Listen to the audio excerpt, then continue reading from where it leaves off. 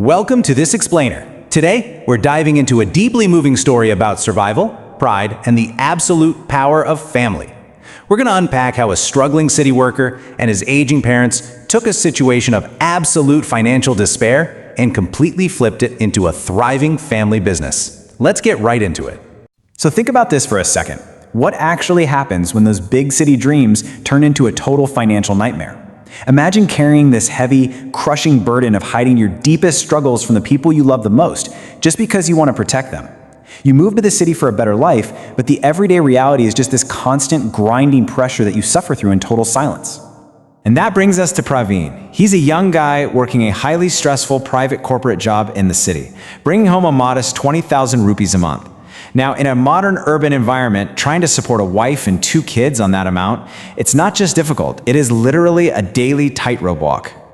To put that into perspective, his reality is mathematically impossible. Half of that 20,000 rupee income, 50%, vanishes instantly just to cover their rent for their tiny house. That leaves a mere fraction to stretch across basic family rations and, chipping away at an existing loan. There is absolutely zero margin for error here.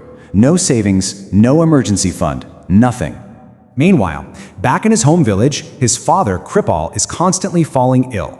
And despite his wife Renu's really compassionate pleas to bring Kripal and his mother, Mahima, to the city for better medical care, Praveen is just paralyzed by this financial squeeze. He even confesses this heartbreaking fear, saying, "Look, I'm an only child, I work a private job for 20,000, half goes to rent, how can I possibly bring my parents here?"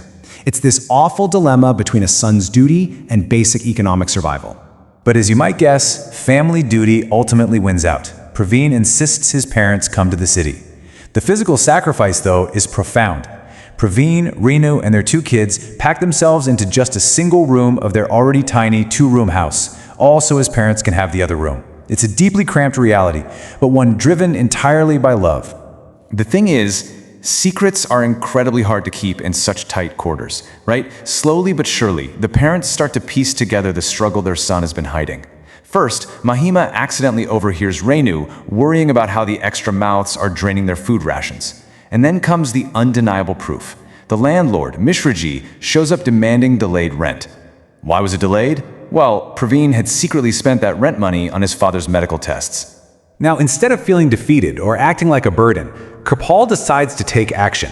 He deploys his hunar. If you're not familiar with the term, a hunar is this traditional skill or craft, usually passed down through generations, that gives you incredible resilience during hard times.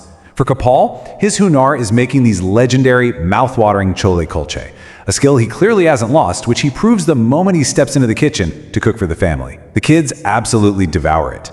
And seeing that reaction sparks a brilliant idea, driven by Kripal's unwavering belief. If a person has hunar in their hands, they can make a living anywhere. Armed with this resilient mindset, Kripal and Mahima decide to quietly revive their old village street stall right outside their new city neighborhood. They aren't looking for fame or glory. Their only goal is to silently ease their son's crippling financial burden without bruising his pride. And wow, the turnaround is just incredibly rapid. On day 1, the stall becomes an overwhelming success. City locals absolutely fall in love with that authentic village taste. They're lining up, demanding extra lemon, extra crispy kulches. It's a massive hit right out of the gate. Within just the first week, they are already generating enough cash to completely change the entire family dynamic. Which leads us directly to a truly pivotal moment. Praveen nervously goes over to apologize to his landlord for the delayed rent.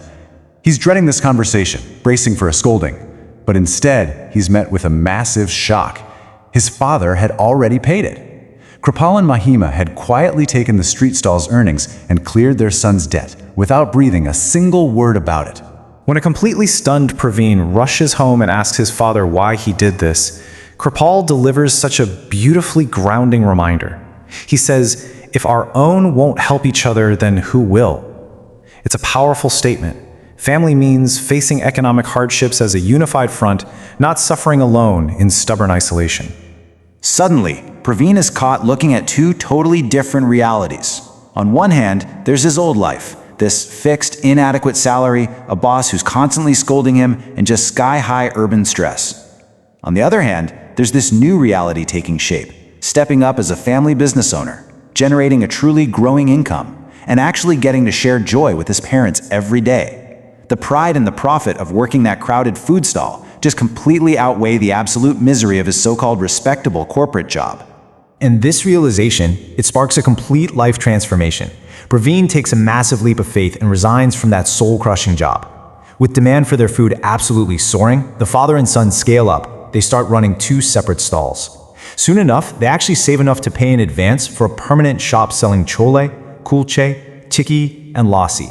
By combining their forces, the entire family completely escapes the grip of poverty. Later, as they're celebrating their incredible success, Praveen finally admits that he was always too afraid to share his financial fears with them. But Kripal reveals a deep, unspoken truth. He says, a father understands his child's trouble just by looking in his eyes. He knew the whole time.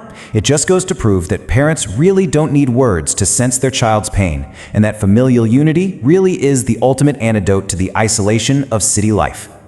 As we wrap up this explainer, I really want to leave you with a thought to chew on. How can you harness the power of family unity to overcome your own challenges? Think about it. Consider how combining your unique skills, your own hunter, and openly leaning on your loved ones could transform your personal struggles into a shared, massive triumph. Stop trying to struggle alone. Thanks so much for joining me today, and keep learning together.